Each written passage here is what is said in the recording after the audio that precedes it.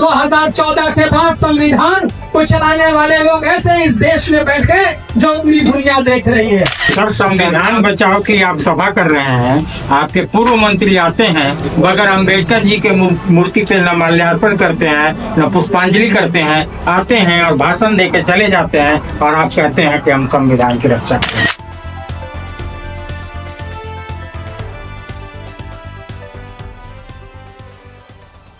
Sir, संविधान बचाओ की आप सभा कर रहे हैं, आपके पूर्व मंत्री आते हैं, बगैर अम्बेडकर जी के मूर्ति पे न माल्यार्पण करते हैं, न पुष्पांजलि करते हैं, आते हैं और भाषण दे के चले जाते हैं और आप कहते हैं कि हम संविधान की रक्षा करें। देखिए, आप सबों को जानकारी होगी कि 26 दिसंबर 2024 को अखिल भारतीय कांग्रेस कमेटी कार्य समिति की विस्तारित बैठक कर्नाटक के बेलगामी में हुई थी। राष्ट्रीय अध्यक्ष माननीय श्री खड़गे साहब की अध्यक्षता में हमारे लोकसभा में विपक्ष के नेता करोड़ों लोगों की आशा और आकांक्षाओं के प्रतीक माननीय राहुल जी की गरिमामयी उपस्थिति में वह ऐतिहासिक स्थल जहां 100 साल पहले हमारे राष्ट्रपिता महात्मा गांधी ने स्वतंत्रता आंदोलन के कालखंड में कांग्रेस की अध्यक्षता की थी, उस ऐतिहासिक स्थान पर 2 महत्वपूर्ण प्रस्ताव पारित किए गए थे। एक, संगठन सृजन 2025 का वर्ष होगा और दूसरा, जय बापू जय भीम जय संविधान। इसी के तहत पूरे देश भर में संविधान बचाओ अभियान चलाया गया, जिसकी पूर्णता 1 महीना बाद 27 जनवरी को मध्य प्रदेश के इंदौर के महू में, जहां हमारे डॉक्टर भीमराव अंबेडकर की जन्मभूमि है, वहां वह कार्यक्रम हुआ। इसके पश्चात विगत 8 और 9 तारीख को गुजरात के साबरमती नदी के तट पर AICC की बैठक हुई, जिसमें ये संविधान बचाओ कार्यक्रम पूरे देश भर में चलाने का निर्णय हुआ। और उसी के तहत झारखंड प्रदेश कांग्रेस कमेटी ने गत 6 तारीख को पुराना विधानसभा मैदान में एक विशाल संविधान बचाओ रैली हुई, जिसमें हमारे अखिल भारतीय कांग्रेस कमेटी के सम्मानित अध्यक्ष आदरणीय श्री KC वेणुगोपाल जी, आदरणीय श्री मल्लिकार्जुन खड़गे जी और संगठन प्रभारी KC वेणुगोपाल जी की गरिमामयी उपस्थिति हुई। उसके बाद लगातार हमारा सिमडेगा में, हमारे लोहरदगा में, हमारे जमशेदपुर में, धनबाद में, गोड्डा में, दुमका में, देवघर में, सभी जिलों में ये कार्यक्रम चल रहा है। उसी के तहत आज नीलाम्बर पीतम्बर की धरती पलामू में और हमारा सरायकेला में आज 2 जगह ये कार्यक्रम हो रहा है। तो आज संविधान के निर्माता आप सभी जानते हैं कि देश आज़ाद हुआ हमारे बापू महात्मा गांधी के नेतृत्व में। उन्हें लोग 1 साल के बाद गोली का से उनके प्राण पखेरु उतार लिए गए। जिन्होंने देश को आज़ादी दिलाने का काम किया, फिरंगियों को यहाँ से भगाने का काम किया, उनकी हत्या कर दी गई। और जिन्होंने आज़ादी के बाद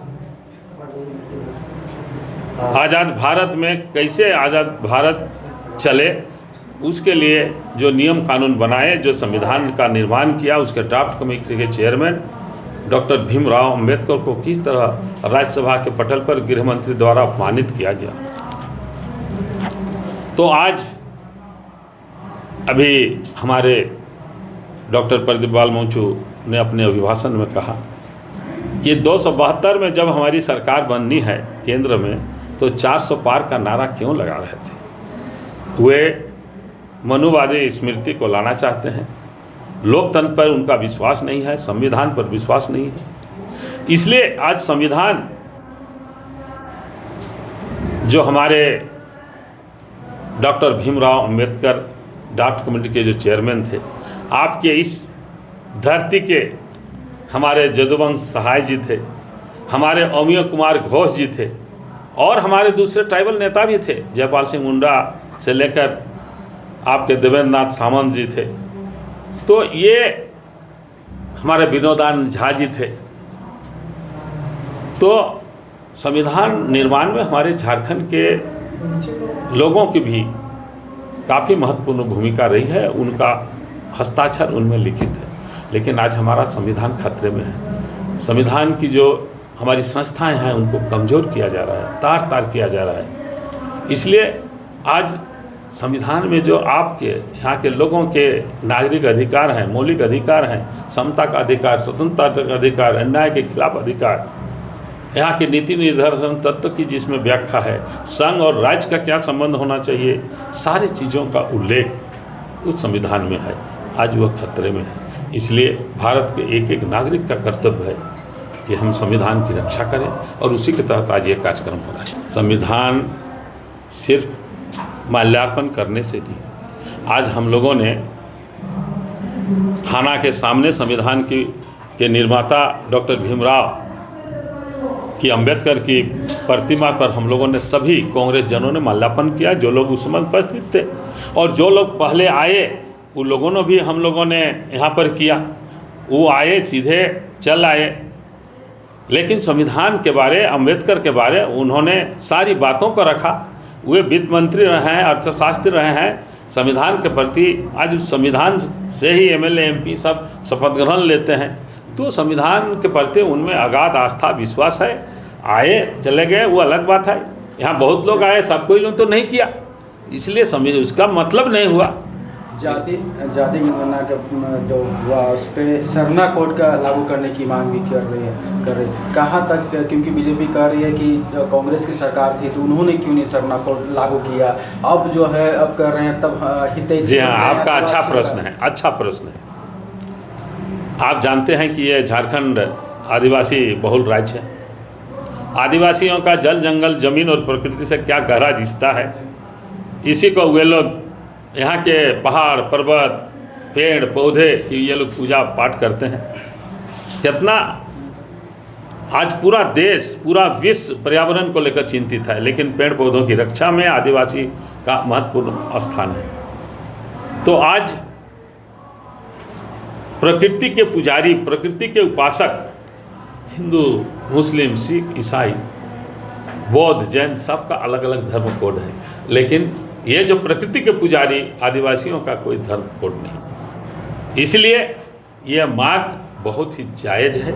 इसको बीजेपी की 18 साल की सरकार रही झारखंड में, लेकिन विधानसभा में उन लोगों ने पारित नहीं किया। हमारी गठबंधन की सरकार माननीय हेमंत सोरेन जी के नेतृत्व में विशेष सत्र बुलाकर प्रस्ताव पारित किया कि सरना कोड को लागू किया जाए, और उसके बाद केंद्र सरकार को वो भेजा गया, लेकिन केंद्र सरकार मौन है। तब हम लोगों ने राजभवन के सामने विशाल 26 तारीख को प्रदर्शन किया, धरना दिया, महामहिम राज्यपाल को एक उच्च स्तरीय शिष्टमंडल के माध्यम से ज्ञापन दिया। ज्ञापन पढ़ने के पश्चात माननीय राज्यपाल महोदय ने कहा कि मैं महामहिम राष्ट्रपति को इसे भेज दूंगा। इतना ही नहीं, इसके बाद हम लोग चुप नहीं हैं। मैंने झारखंड के 14 माननीय सांसदों को, 6 राज्यसभा सदस्यों को मैंने व्यक्तिगत रूप से पत्र लिखा और अनुरोध किया कि ये आदिवासियों की अस्मिता, आदिवासियों के पहचान और आदिवासियों के अस्तित्व के लिए अलग से सरना धर्म कोड को दिया जाए और ये सरकार से मांग किया जाए सड़क से सदन तक। धन्यवाद। को हक मिला, लेकिन 2014 के बाद संविधान को चलाने वाले लोग ऐसे इस देश में बैठे जो पूरी दुनिया देख रही है। संविधान तो मेरा बहुत अच्छा है, संविधान में जो हक मिला है, संविधान में जो हो आदिवासियों का अधिकार हो, ओबीसी का, अगर पिछड़े वर्ग का अधिकार हो,